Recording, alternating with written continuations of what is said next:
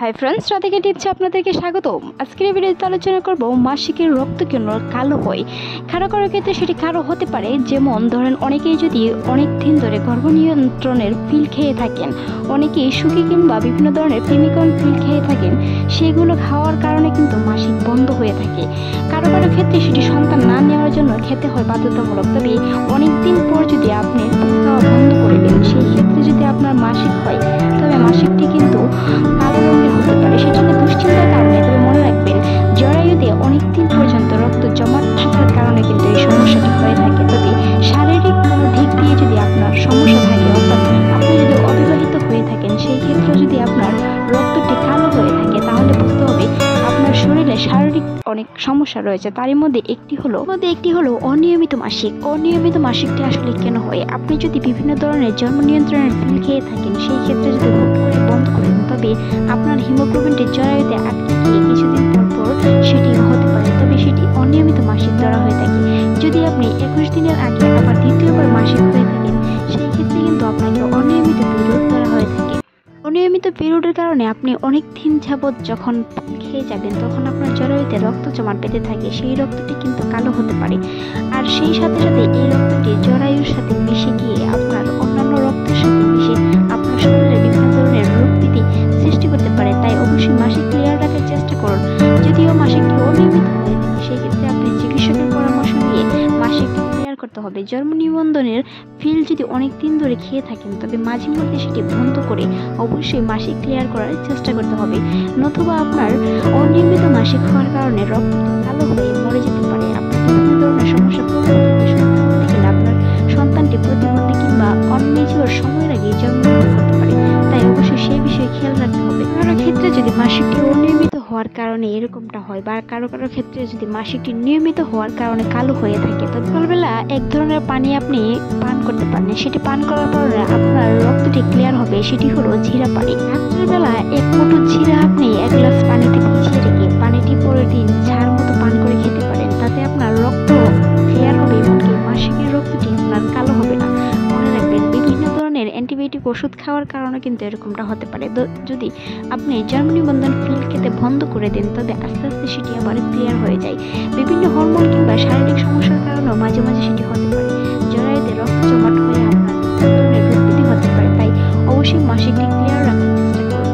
সকালবেলা জিরা পানি পান করার চেষ্টা করুন। এতে করে আপনার শুক্রাণু এবং ডিম্বাণু, একটি পুরুষের সুস্থ শুক্রাণু থেকে একটি সন্তান তৈরি হয়। তবে ওভুলেশন টাইমে যদি আপনার ডিম্বস্ফোটনটি হয়ে থাকে, সেটি অনিয়মিত মাসিক হোক কিংবা নিয়মিত মাসিক হোক, অবশ্যই একজন নারীর ডিম্বস্ফোটন হয়। সেটি কারো কারো ক্ষেত্রে ওভুলেশনের দিন হয়ে থাকে, কারো কারো ক্ষেত্রে ওভুলেশন টাইমটা নাও বুঝতে পারেন। তা নিয়ে আমাদের চ্যানেলে অসংখ্য ভিডিও আছে, চাইলে ভিজিট করে আসতে পারেন। মাসিকের কিছুদিন আগ থেকে অনেকের সাদা স্রাব যায়, বা কারো কারো ক্ষেত্রে সেটি খয়েরি বর্ণের হতে পারে। অনেকেই তাদের নিয়ে দুশ্চিন্তা করেন, আমার মাসিকের কোনো সমস্যা হবে কিনা। আসলে পিরিয়ডসের কিছুদিন আগে থেকে সেটি হতে পারে, তবে তা অন্তত 15 দিন আগে হয়ে থাকে। আর যখন আপনার সেটি হয়ে থাকে, সেটি হচ্ছে ওভুলেশন টাইম। সাদা স্রাব থেকে কিংবা বিভিন্ন ধরনের স্রাব থেকে কিভাবে বুঝবেন আপনার ডিম্বস্ফোটন হয়েছে কিংবা ওভুলেশন টাইম হয়েছে, তা নিয়ে আমাদের চ্যানেলে ভিডিও আছে, ভিজিট করে আসতে পারেন, কিংবা ডিসক্রিপশন বক্সে তার লিঙ্ক দেওয়া থাকবে, দেখে আসতে পারেন। অনিয়মিত মাসিকের কিছু কারণ রয়েছে। তারই মধ্যে একটি হলো মাসিকের সময় ঠান্ডা পানি ব্যবহার করা।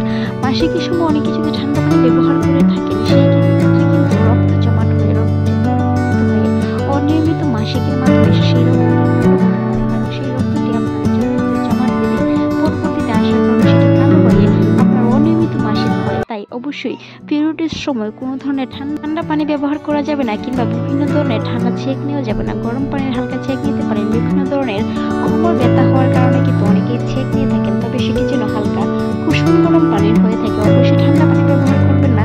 ঠান্ডা পানি ব্যবহার করার ফলে কিন্তু সেই সমস্যাটি হতে পারে। গর্ভকালীন সময়ে কারো কারো স্রাব যেতে পারে, সেটি খয়েরি বর্ণের হতে পারে, বা অনেকটাই ডিমের সাদা অংশের মতো হতে পারে। তাতে নিয়ে দুশ্চিন্তার কোনো কারণ নেই। তবে অতিরিক্ত যদি আপনার খয়েরি রঙের স্রাব যায় কিংবা ব্লিডিং হয়, সেই ক্ষেত্রে কিন্তু আপনার গর্ভপাতের সম্ভাবনা রয়েছে। তাই অবশ্যই চিকিৎসকের পরামর্শ নিতে হবে। যদি আপনার প্রচুর পরিমাণে রক্তকরণ হয়, সেই ক্ষেত্রে অবশ্যই চিকিৎসকের পরামর্শ নিয়ে বিষয়টি ক্লিয়ার হতে হবে আপনার সন্তানটি সঠিক পজিশনে কিংবা সুস্থ আছে কিনা। যদি আপনার মাসিক চলাকালীন সেই সমস্যাটি হয়ে থাকে, ব্যথা হতে পারে, বিভিন্ন ধরনের ব্যথানাশক ওষুধ খাওয়া যাবে না, যেটি পরবর্তীতে আপনার রক্ত জমাট হয়ে রক্তটি কালো হয়ে বিভিন্ন ধরনের শারীরিক সমস্যার সম্মুখীন হতে পারে। বাঁধাকপি কিংবা বিভিন্ন ধরনের কর্লিক্স ব্যবহার করবেন না। এগুলো ব্যবহার করার কারণে কিন্তু মাসিকের রক্তটি ক্লিয়ার না হয়ে সেটি পরবর্তীতে বিভিন্ন ধরনের সমস্যার কারণ হতে পারে।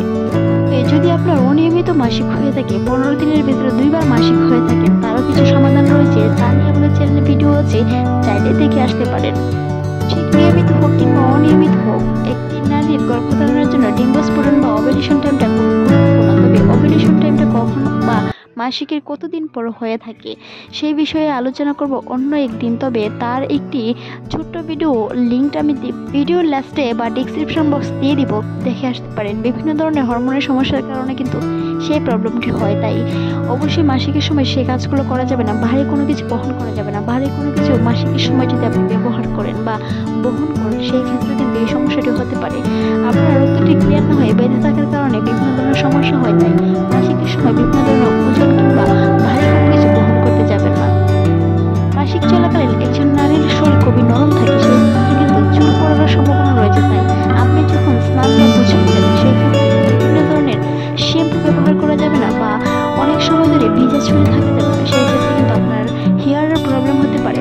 সমস্যাগুলো এড়াতে কালো জিরা পানির বিকল্প নেই। তাই যে কোনো সমস্যা বা আমরা মাসিকের রক্ত যদি কালো হয়ে থাকে, কালো জিরা পানি ব্যবহার করে অনেকটাই ভালো ফলাফল পাবেন। আজকের ভিডিওটি এই পর্যন্তই। ভালো লাগলে সাবস্ক্রাইব করবেন।